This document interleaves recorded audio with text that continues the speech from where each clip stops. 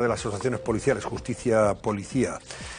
Y es una asociación que quiere querellarse contra el gobierno. Y ahora nos va a contar Pablo Pérez por qué. Señor Pérez, buenas noches. Hola, buenas noches. Un placer estar con vosotros, como siempre. Igualmente. ¿Por qué quieren ustedes presentar esa querella contra el gobierno? ¿En qué la van a basar? Bueno, pues lógicamente estaba escuchando antes al señor Gordillo y efectivamente él hablaba de sanitarios, pero lo mismo ocurre con nuestro cuerpo, en este caso con el Cuerpo Nacional de Policía.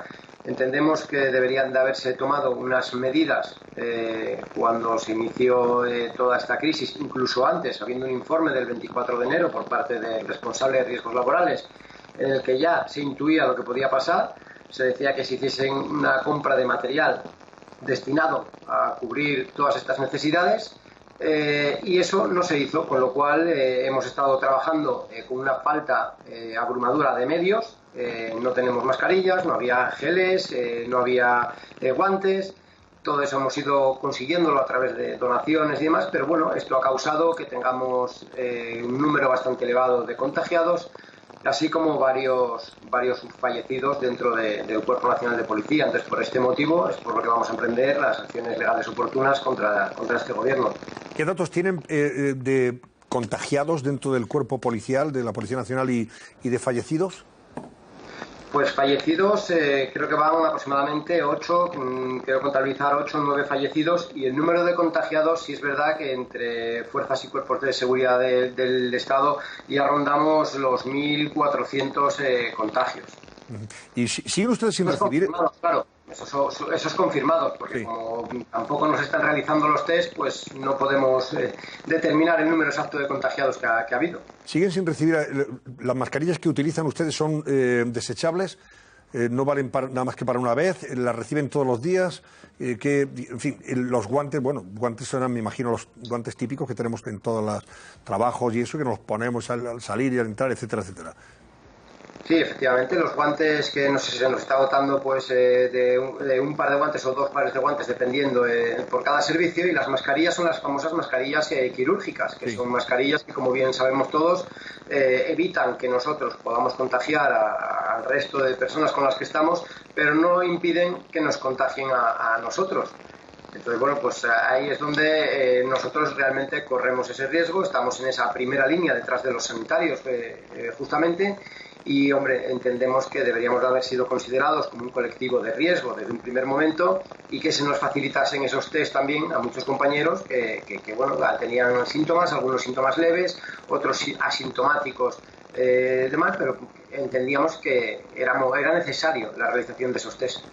¿Han recibido ustedes, por cierto, algunas indicaciones, órdenes desde el Ministerio de Interior a propósito de ciertas manifestaciones de palabra, porque realmente manifestaciones están prohibidas, lógicamente, por el estado de alarma, pero me refiero a episodios que se han vivido en Madrid y creo que también en la Comunidad Valenciana, de gente desde las ventanas gritando contra del gobierno, etcétera, etcétera, y que ha llevado a acudir a policías, furgones policiales rápidamente a esos puntos donde no había más concentración que la gente que estaba en los balcones y los que estaban paseando en esos momentos.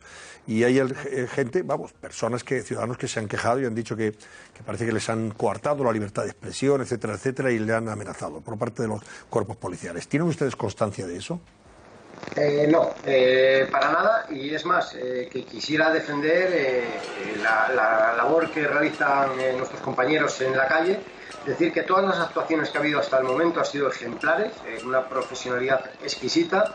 El caso que más resalta es el de Núñez de Balboa, que ocurrió el domingo, donde se dice que había mucha policía, pero hay que aclarar que es una llamada que entra por la sala del 091, donde alguien manifiesta que hay una concentración de cerca de unas 200 personas, con lo cual no va a ir un indicativo solo a una llamada de 200 personas, van varios indicativos para ver lo que ocurre.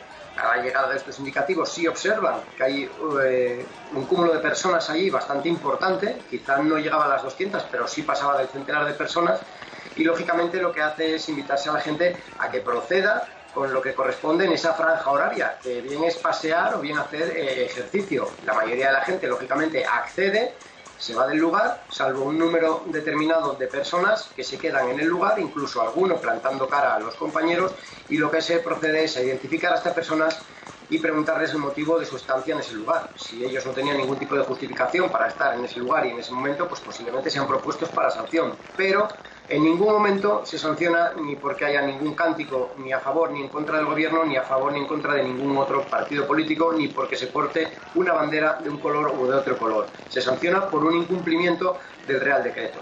Queremos dejar claro desde nuestro sindicato que lo que pretendemos es que se nos deje trabajar libremente, que no se nos utilice de moneda de cambio, pero por parte de ningún partido político, no solo del gobierno, sino tampoco los partidos de la oposición. Nosotros representamos la neutralidad política y la imparcialidad, viene recogido en nuestros principios básicos de actuación, y desde ese punto de vista trabajamos. Nosotros, igual que los sanitarios están para hacer salvar vidas, en este caso nosotros estamos para hacer cumplir la ley, y la ley que hay ahora mismo es la que regula este Real Decreto. Si se incumple ese Real Decreto, tendremos que sancionar a quien incumpla ese Real Decreto, pero no por una orden ni de un gobierno ni de un partido político, sino por lo que lo dice la ley que ahora mismo está en vigor. Pablo, le quiere preguntar algo Manuel Marín sobre este asunto. Sí, yo es que... Buenas noches, ¿qué tal? Yo es que no entiendo muy bien, vamos, no entiendo absolutamente nada en la parte del decreto o la interpretación de ese decreto cuando se dice que las personas pueden salir a dar un paseo o hacer deporte en el radio de 1 kilómetro, etcétera, etcétera, y sin embargo que una persona que esté andando por la calle Núñez de Balboa con una cacerola o con una bandera española tenga que ser sancionada. Es que el decreto no impide nada de eso, es decir, puede estar perfectamente paseando así. Al final, de lo que se trata, que es mi pregunta, la fortaleza de un decreto determinado. Yo entiendo que en un estado de alarma puede haber una serie de restricciones, de movimientos, de libertades determinadas, pero un decreto por sí no puede anular determinadas libertades vinculadas con la expresión, con la manifestación. Es que es un derecho constitucional que un decreto no puede derogar así como así, ni quedar tampoco a interpretación de un agente de la policía. Mi pregunta es, ¿por qué determinadas conductas que estamos viendo todos los días, evidentemente más provocativas frente a ese decreto, no son sancionadas ni se llama la atención, y este caso concreto de Núñez Balboa... Manuel, ¿a qué te refieres? ¿Esas conductas provocativas? ¿Cuáles serían?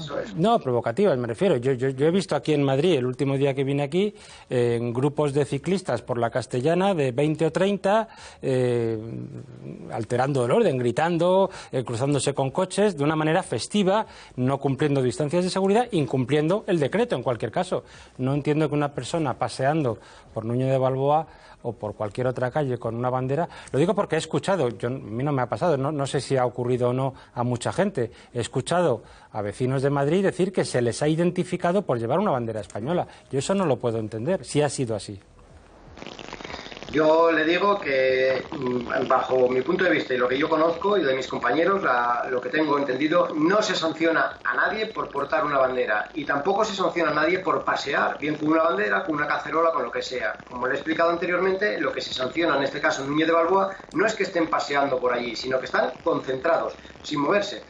Esa franja horaria, como bien explicado, es para pasear o hacer deporte, no para estar parados en un sitio determinado donde efectivamente además hay una música puesta y hay un ambiente festivo, en este caso. Eso es lo que se sanciona, no que se esté paseando.